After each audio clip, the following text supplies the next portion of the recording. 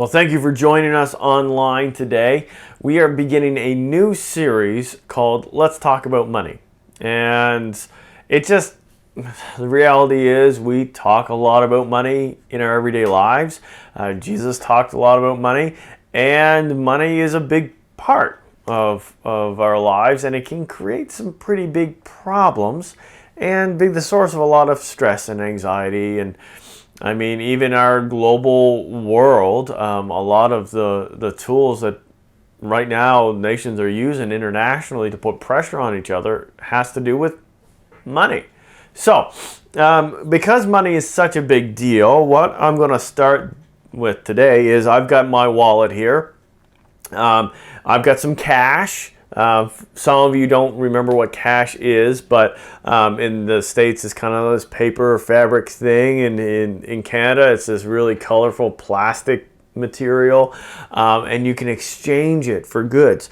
So I've got a little bit of cash in there, and then I've got like the credit cards that we're all really used to. And so because money is such a big deal, it's so great, what I'm going to do is I'm going to set it right up here. Right there, you can see it, okay? So you keep your eye on it, we're going to just leave it there, and I'm going to keep talking. And as I talk, you're going to keep your eye on the money, right? Keep your eye on the money, and you just watch. I mean, money is just so fantastic, so excellent that I'm just going to leave it there, and you watch what it does, okay? Now, this is what Paul wrote in the book of Colossians, chapter 3, verse 5. He said, "Put to death, therefore, whatever belongs to your earthly nature." And what he's saying is, he's not saying that the physical world is bad, but he's talking about the corrupted or broken side of our world and of our nature and our being. And he's saying whatever belongs to your earthly, fractured, broken nature: sexual immorality, impurity, lust, evil desires, and greed, which is idolatry. So Paul is here, and he's saying to the people, the Colossian people, he's saying, get rid of all these things that are in your life. Get rid of greed, because greed is idolatry. Now, what does idolatry mean? Well, some of you may be familiar with that, but in case you're not, or maybe you've forgotten, idolatry is about having an idol, worshiping an idol. An idol would be a false god, a thing that you count on, a thing that you worship, a thing that gets all of your attention, all of your focus, the thing that you spend your life trying to appease or please so that you can get something out of it. And he's saying that greed is idolatry, is a worship of money. He's saying you got to get rid of greed, because otherwise you are going to end up worshiping money. Now, you may be listening to this and thinking, well, that's not an issue because I don't actually worship money. Money is not an idol to me, so who cares?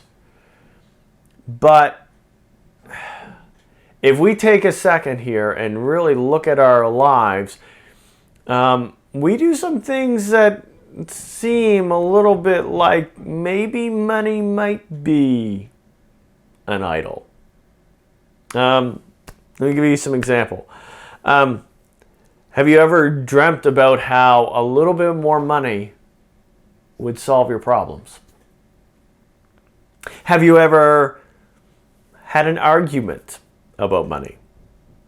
Have you ever lost friends or family over money? Do you find that you're holding on to your money tightly?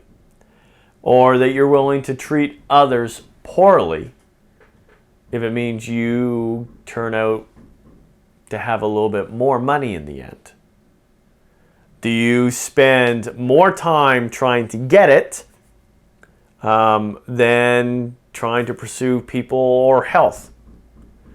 Do you find that the pursuit of money starts to eat away at your character, and because of that pursuit of money, you find yourself to be a little bit more irritable or angry or grumpy or short with people or anxious and stressed? Have you ever had a panic attack about not having enough or the potential of losing your money.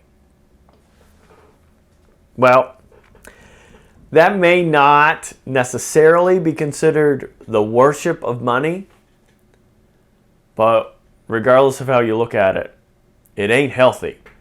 It is not a healthy relationship with money, and it may very well be considered greed or the worship of money or idolatry. Well, now you may be thinking, okay, so that's fine, but yeah, that may be unfair because, money does solve a lot of problems.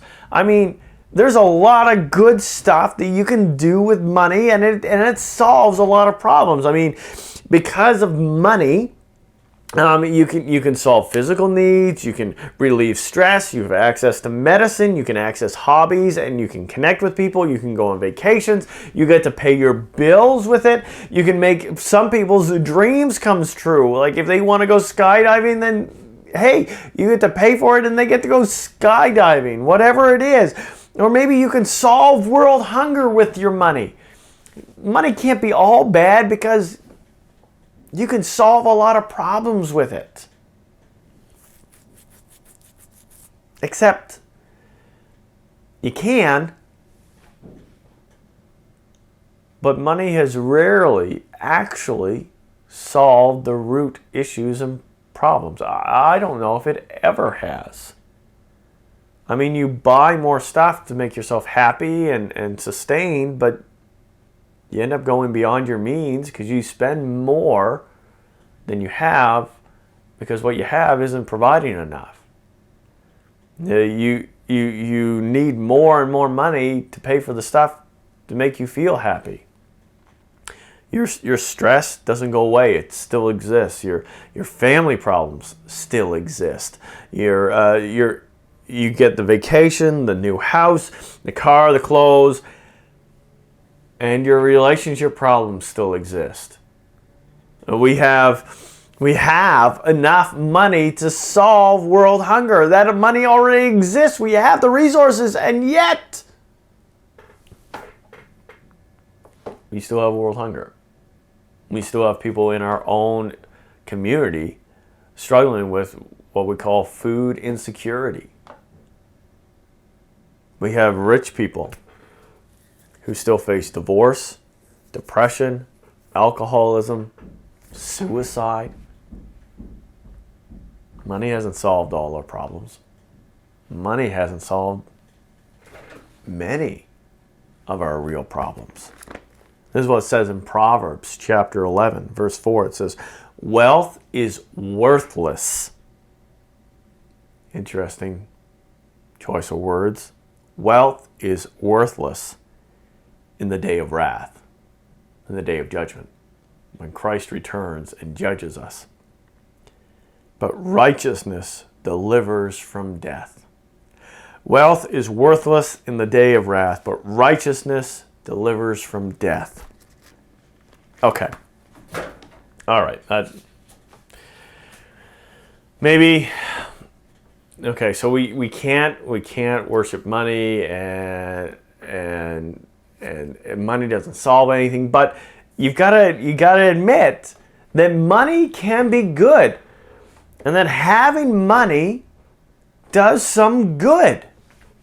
Okay, yeah, it's in how you use it, right?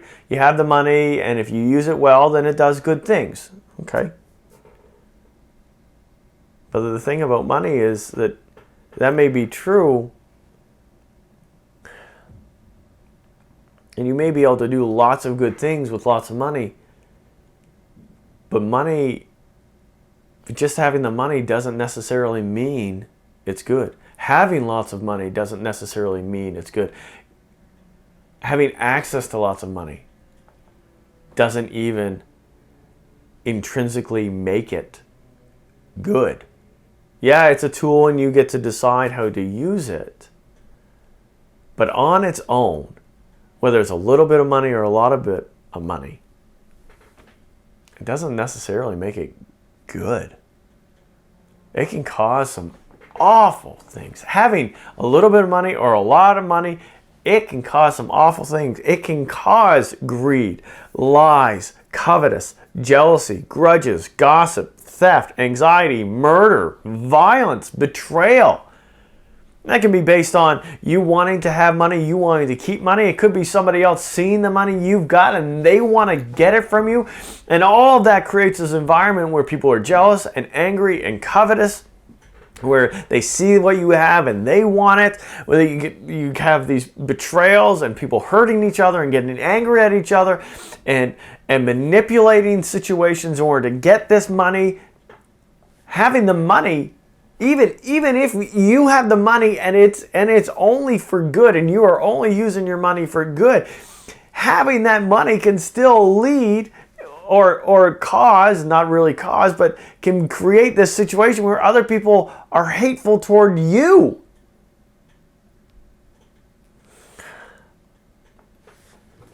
And so even having a lot of money and using it for good doesn't make it intrinsically, automatically a good thing. This is what Paul says in 1 Timothy chapter 6, verses 17 to 19. This is what he says.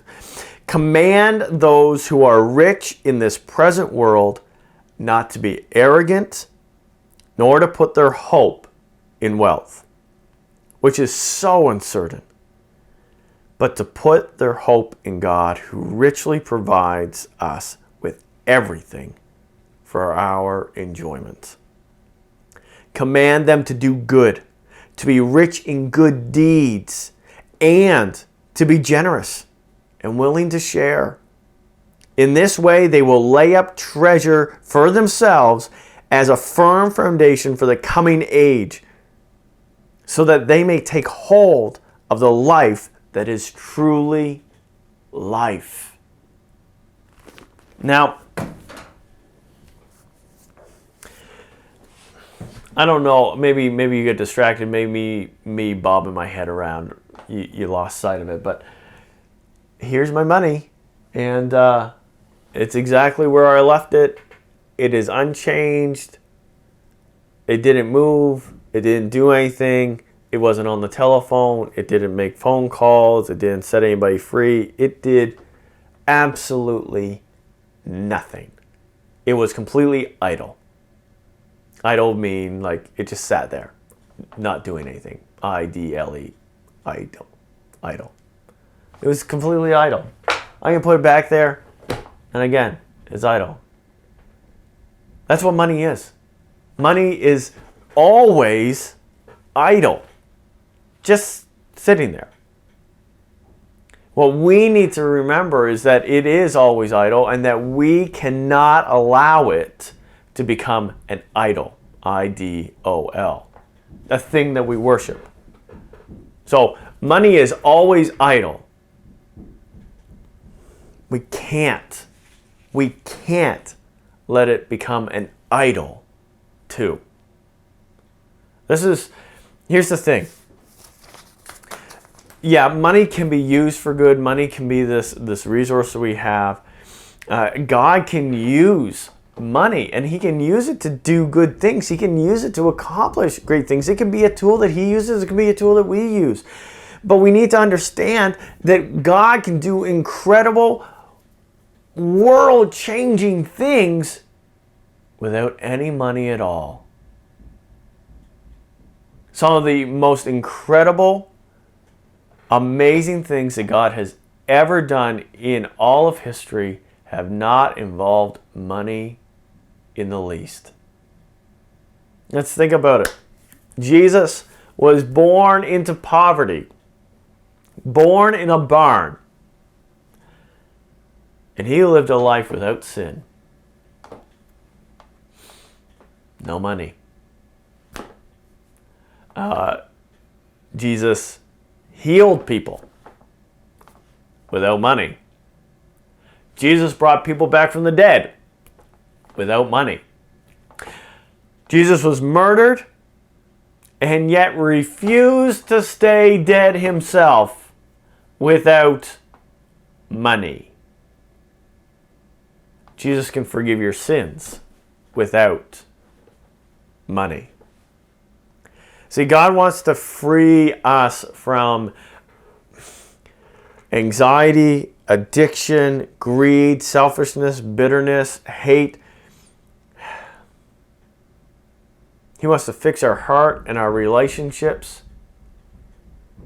And money can't do that. Money can't fix those things. Money can't free you from addiction. Money can't get rid of your anxiety. Money can't get rid of your greed or your selfishness. Money can't fix your heart and your relationships. Only He can. Now, if we remember that money is always idol and that we can't allow it to become an idol too, then we're in a good spot. And Paul gives us that clear outline there. He says, you know what? If you've got money, if you're rich, then you need to make sure that you are storing up treasures in heaven by what you do with your life, not in how much money you have. You need to be living in a way that honors God. You need to put your hope in God. Your hope can't be in your wealth. Your hope has to be in God Himself. He's the one that's going to save you. He's the one that's going to provide. He's the one that's going to change everything. It's Him, not your money, not how much money you have or how little money you have. It is God Himself that's going to do the saving and the providing. You don't need the money to be saved. You need God. You don't even need money to provide for your family.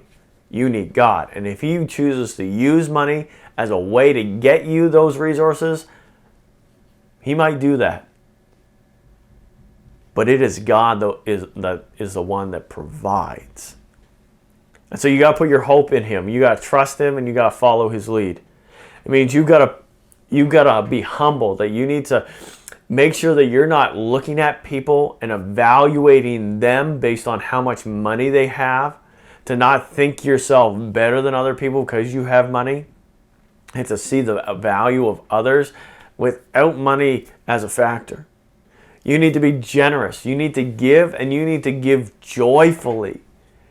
And look at people and find joy in providing and helping and doing good with the resources you have. You need to share. You need to invite others into your life. You need to include other people in your life.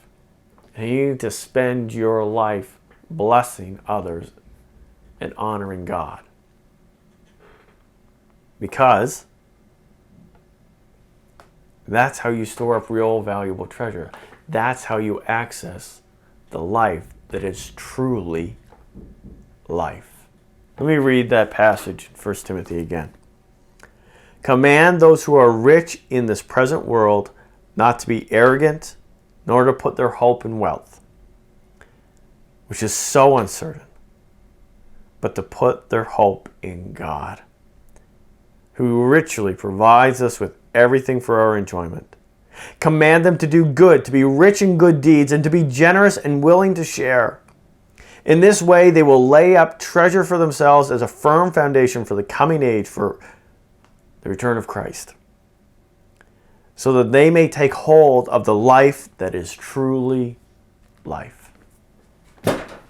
So as we start this conversation about money, and we talk about it all month, this is what I want you to remember today. That in this whole conversation, as you deal with money in your life, remember that money is always just idle. And we cannot allow it to become an idol too.